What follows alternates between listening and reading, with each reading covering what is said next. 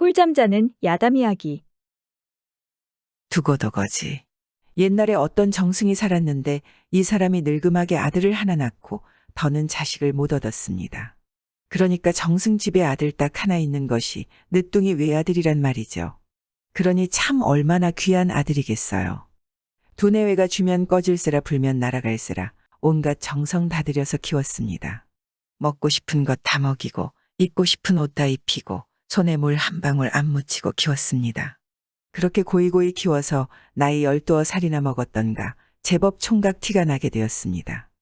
하루는 어떤 스님이 바랑을 메고 동냥을 하러 왔기에 정승 부인이 쌀을 한 대박 퍼다 주었습니다. 그런데 스님이 아이를 보더니 혀를 끌끌 차면서 불쌍하다, 불쌍하다. 중얼거리지 뭐예요. 그러더니 주는 쌀도 안 받고 그냥 돌아서 가려고 했습니다. 정승 부인이 하도 이상해서 물어봤습니다. 스님, 왜 그러시오? 아무것도 아니올시다. 아, 남의 집 귀한 자식을 보고 불쌍하다 하실 때는 분명 무슨 곡절이 있어서 그러셨을 터이니 무슨 일인지 가르쳐 주시오. 그제야 스님이 마지못해 일러주기를 이 아이는 명이 짧아서 앞으로 석 달을 넘기지 못할 것입니다. 했습니다. 듣고 보니 청천벽력 같은 소리지 뭐예요. 그래 정승 부인이 스님의 바랑을 붙잡고 늘어져서 어떻게든 명을 잇는 방도를 가르쳐달라고 빌었습니다. 그랬더니 스님이 하는 말이 귀한 집 귀한 아들이라고 너무 보듬어 안고 키워서 동티가 났습니다. 명을 이으려면 남의 발에 밟히는 고생을 해야 하니 꼭 살리기를 바라거든 나를 따라 보내시오. 이러는 것이었습니다. 아들을 살리는 길이 그 길뿐이라는데 어떻게 하겠어요. 그날로 아이를 스님한테 딸려보냈습니다. 딸려보내면서 나중에라도 귀한 집 자식이라는 걸 알아볼 수 있게 하려고 금으로 술을 놓은 비단옷 한 벌을 싸서 들려보냈습니다. 스님은 아이를 깊은 산 속에 있는 조그마한 암자로 데리고 가더니 누더기 옷으로 갈아입히고는 새 이름을 지어주는데 새 이름이라는 게 두고두거지였습니다. 집에 온갖 것을 잔뜩 쌓아두고도 거지처럼 산다는 뜻이죠. 그래놓고는 온갖 험한 일을 다 시켰습니다. 지게 지고 나무하기, 밭 갈고 거름주기, 방 닦고 마당 쓸기와 밥 짓고 빨래하기까지 쉴 틈도 없이 일을 시켰습니다. 그래서 두고두거지는 참 손발이 부르트도록 일을 했습니다. 그럭저럭 석 달이 지났는데 하루는 두고두거지가 종일 나무 열짐을 하고 고단에서 초저녁에 자리에 누워있으니 스님이 곁에 앉아 머리를 매만지며 이를 잡아주었습니다. 스님이라 살생을 못하니까 이를 잡아가지고는 자꾸 자기 옷 속에 집어넣고 하는데 그러는 중에 두고두거지가 깜박잠이 들었습니다. 고단한 데다가 머리를 매만져주니까 절로 잠이 온 게죠. 자다 보니 꿈인지 생시인지 몰라도 검은 도포를 입고 검은 갓을 쓴 저승사자가 턱 나타나서 오늘 너를 데려가려고 왔다마는 스님의 법력이 너를 가리고 있고 또 내가 이리 고생하는 모습을 보니 차마 데려가지 못하겠다. 3년 뒤에 다시 오마. 그때까지 남에게 밟히는 고생을 참아내면 목숨을 100년까지 늘리리라. 하고는 훌쩍 사라져 버렸습니다. 언뜻 정신을 차리고 보니 스님이 온데간데 없어졌습니다. 그리고 스님이 앉아있던 자리에는 옥피리가 하나 놓여 있었습니다. 두고두거지는 날이 새자 옥피리를 품에 넣고 정처 없이 길을 떠났습니다. 얼마만큼 가다 보니 큰 마을이 있기에 그 마을에서 제일 큰 기와집을 찾아갔습니다. 거기 가서 머슴이 되기를 청하니 주인이 허락을 해서 그 집 머슴이 되었습니다. 머슴이라는 게 밤낮으로 고된 일을 해야 하는 처지니 좀 힘이 들겠어요. 그래도 두고두거지는 쓰다 달다 말 한마디 없이 묵묵히 일을 했습니다. 산에 가서 나무도 하고 논밭도 갈고 거름도 내고 마당도 쓸고 마구간 외양간에 마서 먹이는 일도 했습니다. 그러다 보니 참 머슴 중에도 상머슴이 됐습니다. 그런데 주인 집에는 딸이 셋이 있었습니다. 첫째 딸과 둘째 딸은 두고두거지가 천한 머슴이라고 업신여겨서 밤낮 구박을 했습니다. 첫째 딸이라고 하는 것은 새순물을 떠오라 해서 떠다 주면 물이 너무 차네 뜨겁네 트집을 잡아 쏟아버리는데 쏟으려면 딴 데다 쏟을 일이지 하필이면 두고두거지 낯에다 퍼부었습니다. 이러기를 날마다 한두 번도 아니고 12번씩 그랬습니다. 둘째 딸이라고 하는 것은 앞마당을 쓰려고 시켜놓고 빚을 뒤에 콩알만 한 자갈이라도 남으면 빗자루로 때리는데 이러기를 들면 하며 하루에도 서너 번씩 그랬습니다. 그런데 셋째 딸은 달랐습니다. 두고도거지 옷이 헤어지면 언니들 몰래 기워 입히고, 두고도거지 머리가 북두갈고리처럼 헝클어지면 찬빗으로 곱게 빗어주고, 어쩌다가 잔칫집에 갔다 오면 고기야 떡이야 싸가지고 와서 몰래 먹이고, 이렇게 잘해주었습니다. 그럭저럭 3년이 지났는데 하루는 이웃 마을 장잔의 환갑날이 되어서 온 식구가 잔칫집에 가게 되었습니다. 집안 어른들이 먼저 잔칫집에 가고 그 다음으로 딸들이 나서는데, 먼저 첫째 딸이 나와서 말을 대령하라고 소리를 쳤습니다. 두고도거지가 마구간에 가서 말 한 피를 내어와서 첫째 딸 앞에 대령하였습니다. 그랬더니 첫째 딸하는 말이, 이놈아, 이 높은 말을 어떻게 타라고 그러고 섰느냐? 어서 말 아래 엎드려라. 그래서 두고도거지가 말 아래에 네 발로 엎드렸습니다. 첫째 딸은 두고도거지 등을 밟고 올라서서 말을 타고 갔습니다. 그 다음에 둘째 딸이 말을 대령하라고 소리치기에 또 말을 끌어다 놨습니다. 둘째 딸도 두고도거지더러 엎드리라 하고서 등을 밟고 말을 타고 갔습니다. 셋째 딸이 나오기에 두고도거지가 또 말 아래에 엎드리려고 했습니다.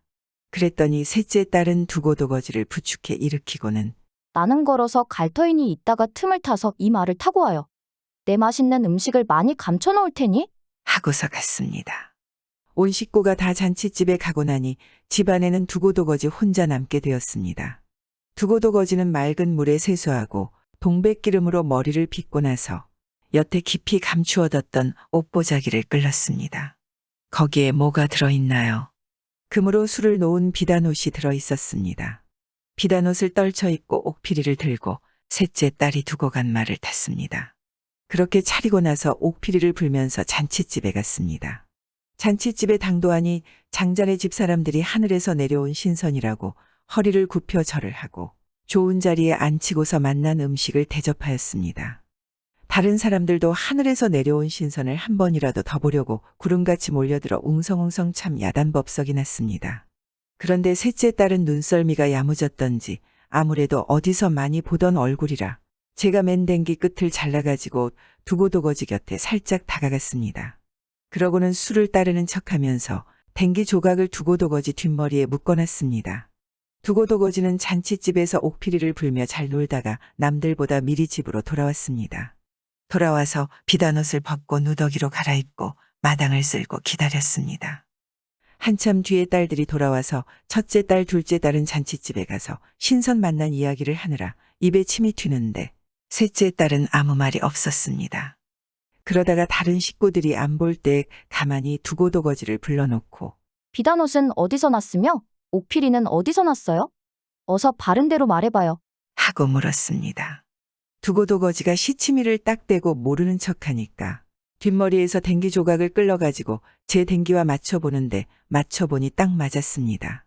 두고도거지가 하는 수 없이 그동안에 있었던 일을 다 말해주었습니다. 그러고 나니 셋째 딸이 댕기를 메었다가 끌렀다가 하느라고 헝클어진 머리를 찬빗으로 빗어주었습니다. 머리를 빗어주니까 절로 잠이 솔솔 올 것 아니겠어요. 그래서 얼핏 잠이 들었습니다. 자다 보니 꿈인지 생시인지 몰라도 3년 전에 보았던 저승사자가 나타나서 3년 늘린 내 수명도 오늘로 다 되었다마는 그동안 남에게 밟히는 고생을 참아냈으니 약속한 대로 너를 데려가지 않겠다. 이제는 100년 뒤에나 다시 오마. 하고는 연기같이 사라지더랍니다. 언뜻 정신을 차리고 보니 셋째 딸이 아직도 제 머리를 빗어주고 있었습니다. 그 길로 주인에게 가서 모든 것을 밝히고 주인의 승낙을 얻어 셋째 딸과 100년 가약을 맺었습니다.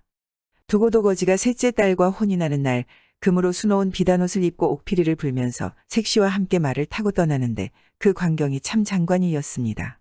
그 광경을 보려고 첫째 딸과 둘째 딸은 지붕 위에 올라가서 이럴 줄 알았다면 내가 옷 기워 입힐걸. 이럴 줄 알았다면 내가 머리 빗어줄걸?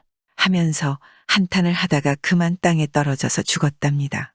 그렇게 떨어져 죽은 자리에 쌍버섯이 났는데 사람들은 그걸 보고 죽은 두 딸의 혼이 버섯이 되었다고 합니다. 내 장사의 모험. 옛날 이쪽 어느 마을에 자식 없이 살던 내외가 늙음하게 불공을 들여 아들 하나를 낳았는데 이놈이 첫돌이 지나도록 일어나 앉지를 못했습니다. 다른 아이들은 첫 돌이 지나면 걸음마도 하고 말도 몇 마디 배우고 이러는데 이놈은 어찌된 영문인지 할 줄 안다는 게 베네집 뿐이었습니다. 두 돌이 지나도 그 모양이고 세 돌이 지나도 그 모양이더니 7살이 되도록 말도 못하고 일어나 앉지도 못하고 똥오줌도 못 가렸습니다. 그러니 그 집 부모는 참 걱정이 늘어졌습니다. 절에서야 아무리 나이를 먹은들 사람 구실을 할 것 같지 않았습니다. 그런데 하루는 자고 일어나 보니 아이가 없었습니다. 아무리 찾아도 없었습니다. 걷지도 못하고 기지도 못하는 놈이 어디를 갔나 하고 한참 찾다 보니 이놈이 언제 갔는지 뒷산 바위 위에 턱 올라가 앉아 있었습니다. 거기 앉아서 놀다가 어머니 아버지가 찾으러 오는 걸 보고는 어머니야, 아버지. 하고 말도 술술 잘했습니다. 게다가 한술 더 떠서 이 바위를 우리 집 마당에 갖다 놓으면 앉아 놀기 좋겠지요? 하더니 그 큰 바위를 덜렁 들어다 어깨에 메고 저희 집 마당에 갖다 놓았습니다. 그걸 보고 어머니 아버지가 하도 놀라서 까무러칠 뻔했습니다. 어쨌든 7살이 되도록 배냇짓만 하던 아이가 하루아침에 천하장사가 됐는데 바위라고 생긴 것은 아무리 큰 것이라도 번쩍번쩍 잘 들어서 이름도 바위손이라고 지어줬습니다. 바위손이는 자랄수록 힘이 세어져서 나이 여남은 살이 되니까 그 고을은 말할 것도 없고 온 나라에서도 당할 장사가 없게 됐습니다. 그러다가 바위손이 나이 17살쯤 되어서 나라에 큰 난리가 났습니다. 이웃 힘센 나라에서 무지막지한 장수가 수많은 군사를 데리고 쳐들어왔습니다. 나라에서는 급히 군사를 풀어막았지만 워낙 저쪽 군대 수가 많아서 당해낼 수가 없었습니다. 그래서 참나라 처지가 바람 앞에 등잔격이 되었는데 바위손이가 이 소문을 듣고 제가 막아보겠다고 나섰습니다. 어머니 아버지에게 하직 인사를 하고 괴나리봇짐 둘러매고 집을 나섰습니다. 한참 가다 보니 저 멀리 수양버들이 한 그루 섰는데 그놈의 수양버들 가지가 하늘로 쑥 올라갔다가 밑으로 뚝 떨어졌습니다. 왜 저러나 하고 가까이 가보니 그 수양버들 아래에 웬 팔대장승 같은 놈이 누워서 낮잠을 자고 있었습니다. 그런데 콧바람이 얼마나 센지 숨을 한 번 내쉬면 나뭇가지가 밀려서 하늘로 솟아오르고 숨을 한 번 들이쉬면 나뭇가지가 쑥 발려서 땅으로 뚝 떨어졌습니다. 바위손이가 그놈을 두드려 깨웠습니다. 뭐하는 놈이 여기서 낮잠을 자느라고 죄 없는 나무를 괴롭히느냐? 너는 뭐하는 놈인데 곤히 자는 사람을 깨우느냐? 이렇게 옥신각신하다가 둘이서 팔씨름으로 결판을 내자 하고 팔씨름을 했습니다. 팔힘이야 바위손이를 당할 장사가 있나요? 바위손이가 이겼습니다. 내 이름이 뭐냐고 물으니 날 때부터 콧바람이 새어서 콧바람손이라 부른다고 그랬습니다. 그래서 의형제를 맺자 하고 바위손이가 형이 되고 콧바람손이는 아우가 되었습니다. 둘이서 싸움터로 갔습니다.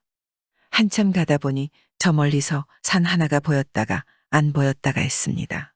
산이 통째로 생겼다가 없어졌다가 했습니다. 가까이 가보니 웬 험상궂게 생긴 놈이 커다란 곤배를 산허리에 갖다 대고 밀었다가 당겼다가 하는데 그때마다 산이 쭉 밀려갔다가 쭉 끌려왔다가 했습니다. 너는 뭐하는 놈이 애꿎은 산을 가지고 장난을 하느냐? 너희들이야말로 갈 길이나 갈 것이지. 남 노는 데 와서 쓸데없이 참견을 하느냐? 이렇게 아웅다웅하다가 셋이서 팔씨름을 했습니다. 팔씨름을 해보니 바위손이가 제일 세고 그 다음이 콧바람손이었습니다. 내 이름은 뭐라고 하느냐고 물으니 날 때부터 곤배질을 잘해서 곤배손이라 부른다고 했습니다. 그래서 의형제를 맺었는데 곤배손이가 셋째가 됐습니다. 셋이서 싸움터로 가는데 한참 가다 보니 길가에 갑자기 개울이 하나 생기더니 물이 콸콸 흘렀습니다. 비도 안 오는데 무슨 일인가 싶어서 개울을 따라가 보니 웬 놈이 허벌판에 서서 오줌을 누고 있었습니다. 그런데 오줌 줄기가 얼마나 센지 맨 땅에 개울이 움푹 파여서 그리로 오줌이 콸콸 흘렀습니다. 그것 참. 웬 놈이 점잖지 못하게 아무 데서나 오줌을 싸느냐? 너희들은 웬 놈들인데 남의 일에 참견이냐? 이렇게 실랑이를 벌이다가 또 팔씨름을 하기로 했습니다. 팔씨름을 해보니 바위손이가 제일 세고 그 다음이 콧바람손이고 그 다음이 곤배손이었습니다. 내 이름은 뭐냐 하고 물으니 날 때부터 오줌줄기가 새어서 오줌손이라 부른다고 했습니다. 그래서 또 의형제를 맺었습니다. 오줌손이가 제일 끄트머리 아우가 됐습니다. 이렇게 해서 네 사람이 싸움터에 갔습니다. 가보니 사방이 산으로 둘러싸인 곳에 이웃 나라 군사들이 진을 치고 있는데 수가 얼마나 많은지 개미떼 같았습니다. 넷이서 산 위에 올라갔습니다. 먼저 바위손이가 여기저기 다니면서 바위를 번쩍번쩍 들어다가 골짜기를 죄다 막아놨습니다. 쥐도 새도 못 빠져나가게 말입니다. 그래놓고 오줌손이더러 이제 아우가 나설 차례일세. 하니까 오줌손이가 그동안 오줌이 마려운 걸 오래 참았더니 잘 됐군. 하면서 오줌을 인정사정 없이 내놓았습니다. 그러니 어떻게 되겠습니까? 오줌이 냇물이 되어 마구 콸콸 내려가서 군사들이 진을 치고 있는 곳을 덮쳤습니다. 바위손이가 미리 골짜기를 죄다 막아 놓았으니 오줌물이 빠져나갈 틈이 없었습니다. 순식간에 그냥 물바다가 돼버렸습니다. 그러니 군사들이 모두 오줌물에 빠져서 허우적거렸습니다. 자, 이제는 콧바람 소니가 나설 차례다. 하니까 콧바람 소니가 콧바람을 신나게 불어젖혔습니다. 그러니까 찬바람이 쌩쌩 불더니 눈 깜짝할 사이에 오줌이 꽁꽁 얼어붙어 버렸습니다. 물에 빠진 군사들이 물이 얼어붙는 바람에 모두 얼음 위로 목만 내놓고 눈만 말똥말똥 뜨고 있는 꼴이 됐습니다. 나머지 일은 곰배소니가 맡아줘야겠군. 하니까 곰배손이가 곰배를 들고 내려가서 얼음판을 여기저기 밀고 다니면서 항복할 테냐? 이 곰배 맛을 볼 테냐? 했습니다. 그러니까 모두들 목숨만 살려달라고 빌어야지 뭐 별수가 있겠습니까? 이렇게 해서 내 장사는 보기 좋게 이웃나라 군대를 물리치고 그 뒤로도 여기저기 떠돌아다니면서 좋은 일을 많이 했다는 이야기입니다. 개누구뽕.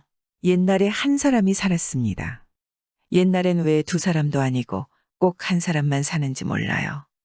그런데 그 사람 집에 무슨 살이 꼈는지 도둑이 시도 때도 없이 들었습니다.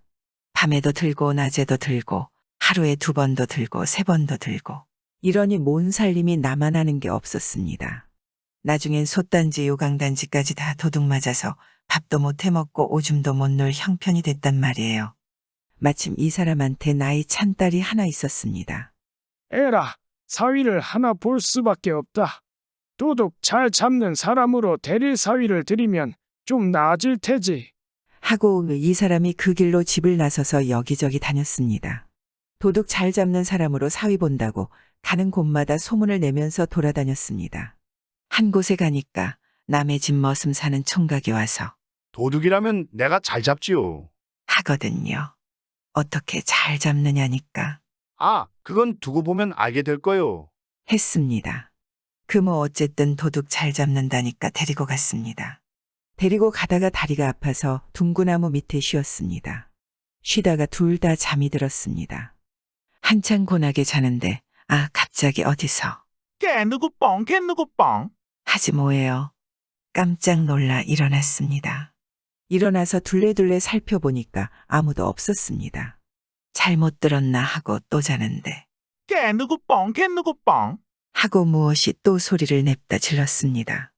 벌떡 일어나서 가만히 들어보니까 그 소리가 딴 데서 나는 게 아니라 총각 궁둥이에서 쉴 새 없이 났습니다.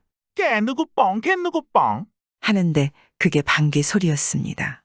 총각이 잠을 자면서 방귀를 뀌는데 그 소리가 여느 사람처럼 뽕하거나 뿡하는 게 아니고 개 누구 뽕한단 말입니다. 잠자는 총각을 흔들어 깨웠습니다. 그리고 물어봤습니다. 전에 잠자면서 방귀 뀌는 소리가 깨누구 뽕하던데 그게 대체 뭔가? 하니까 그렇다니까요. 내 방귀 소리는 별나서 그렇게 들리지요. 하거든요. 가만히 생각해 보니까 이게 아주 수가 난 방귀란 말씀이에요. 밤에 도둑 지킨다고 망을 볼 것도 없이 그냥 잠만 자면 방귀 소리가 게 누구 뽕하니까 도둑 하나는 잘 지키게 생겼단 말이죠. 그래서 좋아라 하고 집에 데려다가 사위를 삼았습니다. 그러고 나서 며칠 있다가 이제 그날은 온 식구가 밤이 이슥하도록 일을 하고 다들 지쳐서 잠이 들었습니다. 이 방 저 방 널브러져서들 자는데 그때 마침 도둑이 들었습니다. 도둑이 살금살금 들어와 마당에서 집안을 기웃기웃 뭘 훔쳐갈 것이 있나 하고 살피는데 갑자기 개누구뻥 하거든요. 깜짝 놀라 두리번 살피니까 또 개누구뻥 하고 소리를 지른단 말이에요. 그만 기겁을 해서 아구 뜨거라 하고서 냅다 도망을 갔습니다. 도망을 가서 이 도둑이 가만히 생각을 해보니까 아무래도 이상하거든요. 개 누구 뽕 하는 게 사람 목소리 같기도 아닌 것 같기도 하고 세상에 뭐 그런 소리가 다 있느냔 말이에요. 그래서 에라, 한 번 더 가볼 수밖에 없다. 하고서 그 다음 날 밤에 또 도둑질하러 갔습니다. 살금살금 들어가서 이번엔 마당을 가로질러 집 안으로 숨어 들어가 기웃기웃하는데 아 또 무엇이 개 누구 뻥, 개 누구 뻥. 하고 소리를 지르네요. 도둑이 깜짝 놀랐다가 마음을 가라앉히고 소리 나는 곳으로 살금살금 가봤습니다. 가보니까 참 젊은 사내가 하나 자는데 호짬방이 하나 입고 자는데 그 궁둥이에서 소리가 난단 말이에요.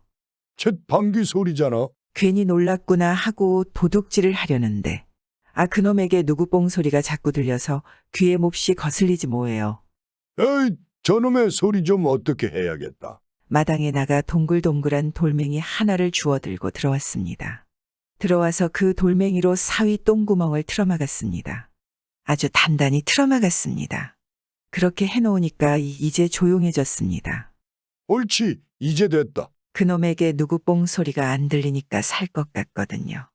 마음 놓고 도둑질을 했습니다. 도둑이 도둑질을 다해서 이제 훔친 물건을 짊어지고 나가는 판이었습니다. 문지방을 딱 넘는데 아 갑자기 개 누구 뻥. 하고 천둥치는 소리가 나면서 무엇이 이마빼기를 딱 치거든요. 오랜만에 참았던 방귀가 터져나오니까 그 똥구멍 막아놨던 돌멩이가 쑥 빠지면서 이마를 때린 거죠. 그래서 도둑은 그 자리에 자빠져 그만 기절을 해버렸습니다. 그 바람에 꼼짝없이 잡혔죠. 그 다음부터는 그 집에 도둑이 안 들더랍니다. 아 또 들었다가 무슨 봉변을 당하려고요. 개똥떡과 조이삭. 옛날에 한 농사꾼이 살았는데 가난했습니다. 자기 땅도 없어서 남의 땅이나 부쳐먹고 번듯한 집 한 채 없어서 다 쓰러져가는 오막살이에 살고 이랬습니다. 그러다 보니 허구한 날 가난을 못 면했습니다. 아무리 부지런히 일을 해도 굶느니 먹느니 하는 지경이었습니다. 한 번은 이 사람이 길을 가다가 녹슨 말편자 하나를 주었습니다. 주운 편자 버릴까? 낫이나 버리자. 하고 그걸 대장간에 가져가서 낫을 버렸습니다. 그러고 나니 새 낫이 하나 생겼거든요. 버린 낫 버릴까? 버들이나 베자. 하고 그 낫으로 버들가지를 베었습니다. 그러고 나니 부들부들한 버들가지가 많이 생겼거든요. 벤 버들 버릴까? 삼택이나 엮자. 하고 버들가지로 삼태기를 엮었습니다. 그러고 나니 큰 버들 삼태기가 하나 생겼습니다. 엮은 삼택이 버릴까? 개똥이나 주워보자. 하고 온 동네 다니면서 개똥을 많이 주워 삼태기에 담았습니다. 그러고 보니 개똥이 삼태기에 하나 가득 생겼습니다. 주운 개똥 버릴까? 떡이나 만들자. 하고 그 개똥으로 떡을 만들었습니다. 말리고 부숴서 물 붓고 반죽해서 솥에 넣고 쪘습니다. 가난하니까 쌀이 있나? 팥이 있나요? 쌀이 있어야 쌀가루를 만들고 팥이 있어야 팥고물을 만들죠. 아무것도 없으니까 그냥 개똥으로 떡을 빚어 솥에 넣고 찐 거예요. 그러니까 개똥떡이 되었습니다. 그 개똥떡을 온 동네 집집마다 하나씩 돌렸습니다. 그동안 가난해서 남의 집에 떡 하나 못 돌리고 신세만 지고 살았거든요. 그래 그 보답을 하느라고 집집마다 빠짐없이 다 돌렸습니다. 그래 놓으니 온 동네에 난리가 났습니다. 집집마다 할아버지 할머니가 먼저 개똥떡 한 입 베어 물고는 이게 그 떡 냄새 한번 고약하다. 하고 태태 뱉고 내던졌습니다. 그러면 그걸 아버지 어머니가 주워서 한 입 베어 물고는 에그 이 떡 냄새 한번 요상하다. 하고 태태 뱉고 내던졌습니다. 그러면 그걸 아이들이 주워서 한 입 베어 물고는 아유, 요 떡 냄새 한번 구리구나. 하고 태태 뱉고 내던지는 거예요. 이렇게 집집마다 개똥떡을 내던져 놓으니 온 동네 살인문 밖에 개똥떡이 수북했습니다. 그걸 보고 개똥떡 만든 농사꾼이 온 동네를 돌아다니며 먹다 버린 개똥떡을 다 주워 모았습니다. 다 주워 모아서 삼태기에 담아다가 자기 집 마당에 수북하게 쌓았습니다. 그러고 나서 그 개똥 무더기에다 좁쌀 하나를 심었습니다. 가난한 탓의 뒤주에 남은 곡식이라고는 좁쌀 한 알뿐이어서 그걸 심었습니다. 그랬더니 한참 뒤에 거기서 조한 포기가 나오더랍니다. 조안 포기가 나와서 쑥쑥 자라는데 어찌나 잘 자라는지 하루 만에 정강이까지 자라고 이틀 만에 배꼽까지 자라고 사흘 만에 어깨까지 자라더니 이래가 지나니까 동구나무만 하게 자랐습니다. 그 동구나무만한 조나무에 조이삭이 딱 하나만 달렸습니다. 그런데 그 이삭이 얼마나 큰지 홍두깨만 하더랍니다. 사람이 들어도 한 짐, 매도 한 짐, 저도 한 짐이에요. 이걸 어떻게 한다? 옳지, 임금님께 바쳐야겠다. 하고 농사꾼이 그걸 메고 집을 떠나 서울로 갔습니다. 서울 가는 길에 고개를 하나 넘다가 다리가 아파 고갯마루에서 쉬었습니다. 쉬다가 그만 선잠이 깜박 들었습니다. 깜박 자고 일어나 보니 그새 옆에 둔 조 이삭이 허전해졌습니다. 나달은 다 떨어지고 빈 쭉정이만 남았단 말이에요. 가만히 보니 참새떼가 날아와서 조나달을 다 쪼아먹은 거예요. 이놈의 참새들, 내 조를 내놓아라. 하고 참새들을 쫓아갔습니다. 쫓아가면 참새들은 포르르 날아 이 나무까지에 앉고 또 쫓아가면 포르르 날아 저 나무까지에 앉고 그러면 또 따라갔습니다. 따라가면 참새들은 포르르 날아 이 바위 위에 앉고 또 따라가면 포르르 날아 저 바위 위에 앉고 그렇게 자꾸 참새들을 따라가다 보니 날이 저물었습니다. 산속에서 날이 저물어 잘 곳을 찾는데 마침 길가에 다 쓰러져가는 오막살이 초가집이 한 채 있었습니다.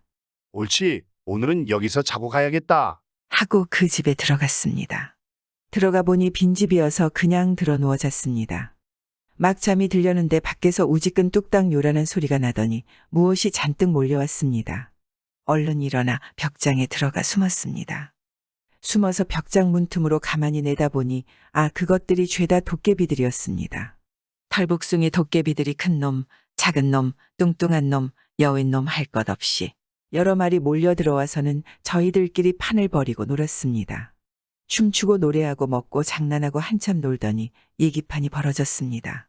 모두 오늘 본 걸 얘기해봐라. 대장 도깨비가 그러니까 한 도깨비가 얘들아, 나는 오늘 웬 농사꾼이 홍두깨만한 조 이삭 둘러매고 가는 것 봤다. 그러더랍니다. 그러니까 다른 도깨비들도 한마디씩 거두느라고 시끌벅적 와그락을 야단이 났습니다. 나는 그 조 이삭을 참새떼가 다 쪼아 먹는 것도 봤다. 나는 그 참새떼가 농사꾼에게 쫓겨 도망가는 것도 봤다. 하더니 나는 그 참새떼가 산신령님한테 혼나는 것도 봤다. 하거든요. 그래서 남이서 농사 지은 걸 훔쳐먹었다고 산신령님이 참새 종아리를 때리면서 먹은 걸 다 개워내라고 하더라. 그래서 참새들이 종아리를 맞고 팔짝팔짝 뛰면서 먹은 걸 다 개워내더라. 그래서 산신령님이 참새들 개워낸 걸 다 금싸라기로 만들어서 요 아래 무릉덩이에 던져 넣더라. 그렇게 얘기판을 벌이고 놀더니 새벽녘이 되니까 어디론가 우르르 가버리더랍니다. 농사꾼은 날이 밝자마자 그 집에서 나와 산 아래 무릉덩이에 가보았습니다. 가보니 참말로 웅덩이 금싸라기가 소복하게 들었더랍니다. 그걸 주워가지고 돌아왔습니다. 돌아와서 금싸라기 팔아놓은 사고 밭사고 해서 잘 살았더랍니다. 도깨비 씨름. 옛날에 한 할아버지가 살았는데 가난했습니다. 가난해서 돈 구경 못 해본 지 오래였습니다. 하루는 이웃 마을에 일해주러 갔다가 밤이 이슥해서 돌아오는데 모퉁이를 딱 도니까 도깨비란 놈이 턱 나타났습니다. 할아버지, 씨름 한 판 하자. 도깨비란 놈이 본래 씨름을 좋아하거든요. 싫어, 나 힘없어. 하루 종일 일하고 오는 길이니 힘이 있을 게 뭐예요?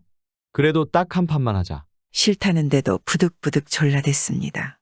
도깨비가 한 번 조르기로 들면 당할 장사가 없거든요. 할 수 없이 씨름을 했습니다. 둘이 고이춤을 맞잡고 씨름을 하는데 뭐 해볼 것도 없었습니다. 할아버지는 늙어서 기운이 없는 데다가 하루 종일 일을 해서 아주 녹초가 됐단 말이에요.